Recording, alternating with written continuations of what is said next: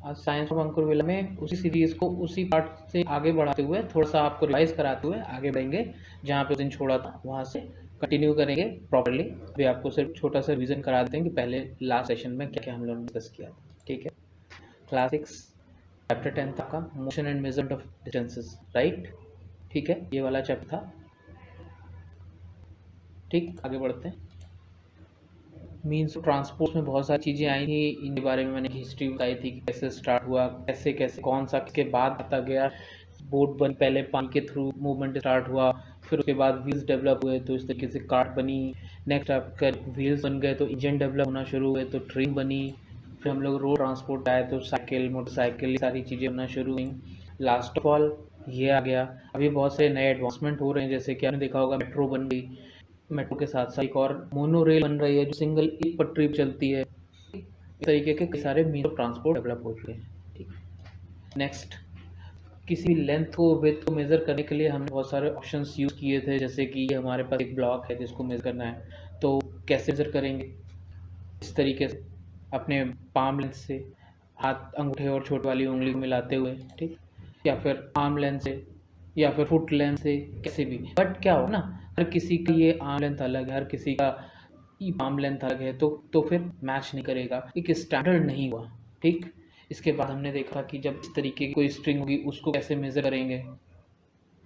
एक धागा रखेंगे इस वाले पॉइंट, किसी भी एक पॉइंट से, फॉर एग्जांपल मान लीजिए ये वाला पॉइंट है हमारे पास, इस वाले पॉइंट से यहाँ पे रखा, फिर इसको ट्रेस करते गए ऐसे ऐसे ऐसे ऐसे ऐसे करके। इज इट सो कन्वीनियंट कि एक स्ट्रिंग लेके और हम कोई भी मेजरमेंट कर सकें? नहीं ना। फिर नेक्स्ट ऑप्शन हमारे पास था, किसी बच्चे ने बोला कि हाँ मेरे पास ज्योमेट्री बॉक्स है, उसके अंदर एक रूलर है, स्केल है, स्केल ऐसी इससे मेज़र कर सकते हैं, लेकिन इससे कितना बड़ा डिस्टेंस मेज़र कर सकते हैं? मैंने उस दिन एक एग्जांपल लिया था, मैं फिर से वही एग्जांपल लेता हूँ। आप देखो, कलर चेंज कर लेते हैं। जैसे ये आपका होम है, ठीक, घर है, ये पॉइंट ए है, इस पॉइंट से ये रहा स्कूल, इतनी दूर यहाँ पे एस फॉर स्कूल। ठीक, ऑलमोस्ट किसी का भी स्कूल होगा तो घर के बिल्कुल बगल में तो नहीं होगा, थोड़ी भी डिस्टेंस पर होगा। तो आप इस रूलर से ये यहाँ से इस जगह से लेके इस जगह तक का डिस्टेंस नहीं मेज़र कर सकते, इट इज़ नॉट कन्वीनियंट।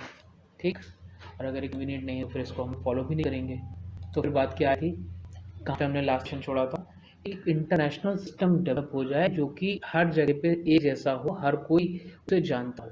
यानी अगर हम इस डिस्टेंस की ही बात करें, जो हम अभी यहाँ पे आपके स्कूल और आपके घर के बीच की बात कर रहे हैं, तो अगर किसी भी जगह पे हम ये बोलें लोकल लैंग्वेज से हट, क्योंकि कहीं पे लोकल लैंग्वेज में कोई फीट बताता है, कोई कुछ बताता है, कोई आर्म लेंथ के हिसाब से बताता है, मुट्ठी के हिसाब से बताता है ना, वो सारी चीज़ें अलग हैं। बट अगर किसी ने बोला कि ये डिस्टेंस 100 मीटर्स है, then it will be 100 metre forever and for always and for everyone। ठीक है, हर किसी के लिए होगा, हर जगह होगा, सब जगह एक जैसा होगा। यानी अगर हम यहाँ इंडिया की बात कर रहे हैं तो इंडिया में भी 100 मीटर होगा, सबको समझ में आएगा कि 100 मीटर कितना होता है। और उसी तरीके से अगर हम यूएस बात कर रहे हैं तो वहाँ पे 100 metre means 100 metre, same distance सबको पता है, ऑल ओवर द वर्ल्ड सबको पता है 100 मीटर कितना बड़ा डिस्टेंस होता है, राइट। ठीक है, ये हो गया हमारा इंटरनेशनल सिस्टम। इसकी डेफिनेशन देख लेते हैं। इसकी डेफिनेशन कैसी है? इंटरनेशनल सिस्टम ऑफ यूनिट्स, ऐसा यूनिट्स। आप जैसे जैसे आगे बढ़ोगे वैसे वैसे आपको इसका काम पड़ेगा, हर जगह आपको यही वाली यूनिट यूज़ करनी होगी, स्टैंडर्ड यूनिट है। ठीक, अब यूनिट की ज़रूरत क्यों पड़ी? अच्छा चलिए पीछे वाले एग्जाम्पल में फिर से जाते हैं, और जैसा हमने यहाँ पे देखा था, ये आपका होम और स्कूल। अगर यहाँ पे मैंने जैसे बोला था 100 मीटर, या कलर चेंज करके बात करते हैं एक बार, 100 मीटर्स की जगह अब हम बोल देते हैं 100 और 100। मेरे नाना जी मुझे पढ़ाते थे और मैं कभी यूनिट भूल जाता तो वो ही पूछते थे ये 100 क्या है। ये यूनिट नहीं लगाए अगर उसके पीछे तो पता नहीं चलेगा कि क्या। वो पूछते हैं 100 घोड़े हैं, 100 गधे हैं, 100 गाय है, 100 क्या है।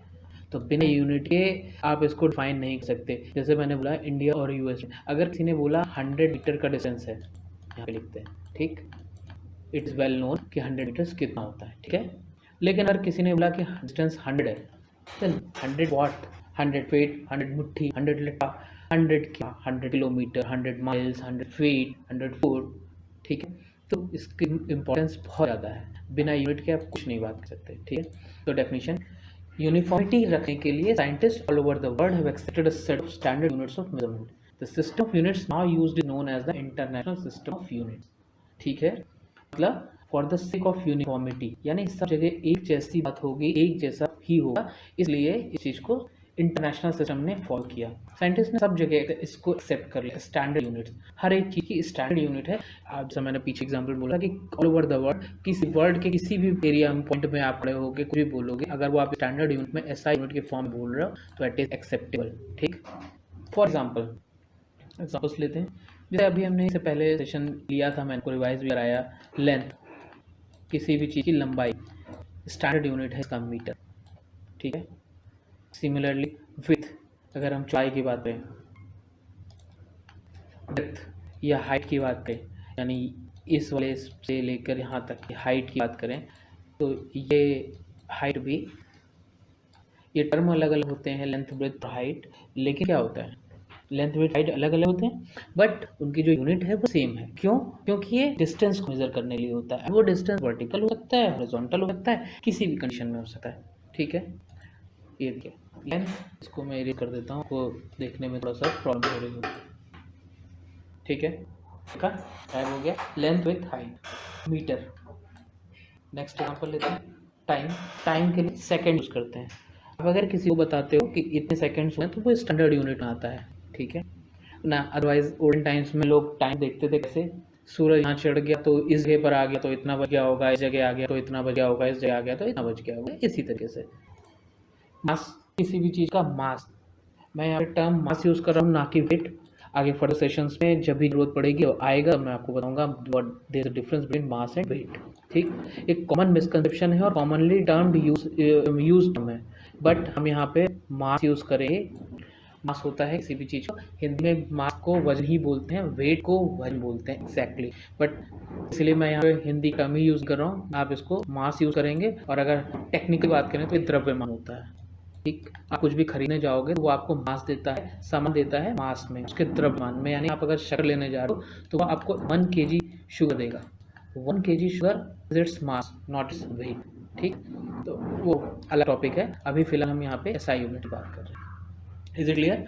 ये स्टैंडर्ड यूनिट है। अभी जैसे जैसे आप लोग आगे फर्दर क्लासेस में बढ़ते जाएंगे और जैसे जैसे हमारे सेशंस बढ़ते जाएंगे, हम लोग ये टर्म्स, ये जो फिजिकल क्वांटिटीज हैं और उनकी जो नई नई यूनिट्स हैं वो हमारे सामने आती जाएगी, हम उसको डिस्कस करते चलेंगे। ठीक है, नेक्स्ट, एक मेजरमेंट का प्रॉपर तरीका होता है, जैसे यहाँ लिखा हुआ proper position of I for taking of A reading of scale. अगर आपकी स्केल मान लेते हैं ये है और ये वाला पॉइंट कुछ में रीड करना है, तो जो प्रॉपर मेथड होता है वो ये होता है कि आपको उसको वर्टिकली देखना है। फिगर 3D नहीं है, कोई अच्छे से समझ में नहीं आएगा इस केस में, बट आपको हमेशा स्केल जब भी आप रखोगे तो उसके ऊपर ऐसा समझ लो कि आपका जो सर है या गर्दन है वो झुक के उसके सामने, उसके ऊपर आ जानी चाहिए, उस पॉइंट के ऊपर। फॉर एग्जांपल, जो कि मैं इस आपको इलस्ट्रेशन से दिखा रहा हूँ, ये देखो, ये वाला ये दोनों पोजीशंस गलत हैं। यही एक पोजीशन है जो सही है, जहाँ आपको मेजर करना है। आप स्केल रखोगे, सामने से आओगे और इसके ऊपर किसी भी टेबल पर आपने स्केल रखी हो, उसके बाद आप खड़े हो या बैठो, आपकी जो नेक है वो बेंड हो जानी चाहिए और आपका हेड जो है वो आईज जो है एग्जैक्टली इस वाले पॉइंट पर, जिस वाले पॉइंट को मेजर करने की कोशिश कर रहा है, इस वाले पॉइंट के जस्ट पर आ जानी चाहिए। अगर आप इधर से तो आपको एरर दिखेगा, यानी फिर ये नंबर अगर 3 कुछ भी मेजर कर रहा है, फॉर एग्जांपल 3 सेंटीमीटर मेजर कर रहा है, तो इस वाले के लिए ये 3.1 हो जाएगा और इस वाले के लिए ये 2.9 जाएगा, क्योंकि इसको इधर पीछे दिखाई देगा। ठीक, ये वाला पॉइंट है, ये एक पीछे दिखेगा, उसको एक आगे दिखाई देगा, ये डिफरेंस आ जाएगा। ठीक है, ठीक, इसको मैं इरेज कर देता हूँ थोड़ी सी जगह की कमी होने के कारण। नेक्स्ट यहाँ पे टॉपिक पॉइंट लिखा हुआ है, वो लिखा है measuring of the length of A curve line. अगर हम कर्व लाइन की लेंथ को मेजर करना होगा तो हम लोग क्या करेंगे, एक कर्व लाइन आ गई, यहाँ पे एक पॉइंट मार्क कर लेंगे, पॉइंट बी, यहाँ पे पॉइंट मार्क कर लेंगे, पॉइंट बी। थोड़ा सा आप लोग मैच करें, अभी हम लोग जैसे ब्राइटनेस वाले या वीडियो का इशू था वो सॉल्व कर दिया है, उसी तरीके से राइटिंग वाला इशू बहुत जल्दी से सॉल्व हो जाएगा। ठीक, आप क्या करें, यहाँ पे एक स्ट्रिंग रखिए, क्योंकि measure the length of the curve line के लिए इस रूल का काम नहीं कर सकते। मेजरिंग टेप अभी आपके समझ में आने वाली चीज़ नहीं है, तो क्या करोगे आप, यहाँ पर जो मैं ए पॉइंट में किया है, यहाँ पे एक स्ट्रिंग रखो, उसके बाद उस लाइन के ऊपर इसको ट्रेस करते ले जाओ। ठीक, इस तरीके से यहाँ पे एंड, जब ये एंड अप हो जाएगा तो आप उसको स्ट्रेट लाइन में पूरा खींच लो। जो ये अभी स्लैक्ड पोजीशन में लूज दिख रहा है, ऐसा नहीं, एक इस तरीके से हो जाए। उसके बाद इसको अगेंस्ट द रूलर रख के आप इसको मेजर कर सकते हो, आपको इसकी लेंथ निकल आएगी। ठीक है, measuring of the length of curve line. ये सारी आपकी एक्टिविटीज हैं आपके बुक में जो मैं आपको बता रहा हूँ।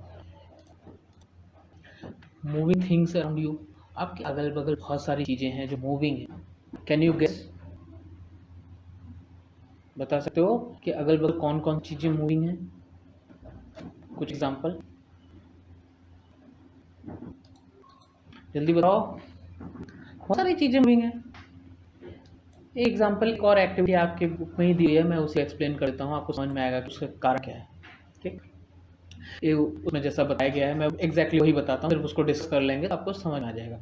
उन्होंने बोला है कि वाइट शीट ऑफ पेपर पे आप शुगर स्प्रिंकल कर दो इस तरीके से पूरे में, थोड़ा सा डॉट से ज़्यादा लाइन हो गई है ना, तो ये स्प्रिंकल हो गया। मान लो ये पूरे में इस तरीके से पूरे में स्प्रिंकल हो चुकी है शुगर। अब कहीं से एक आंट चींटी, वो आपने देखा कि वो, इंतजार करो जैसे आप शुगर इस पे स्प्रिंकल करोगे ना, वो चलती हुई आ ही जाएगी कहीं ना कहीं से, उसे इतने सेंसेस तो इतने ज़्यादा काम करते हैं। अब क्या है, वो देखो ये इसके ऊपर आ गए, अब आप इसको यहाँ से ले जाओ।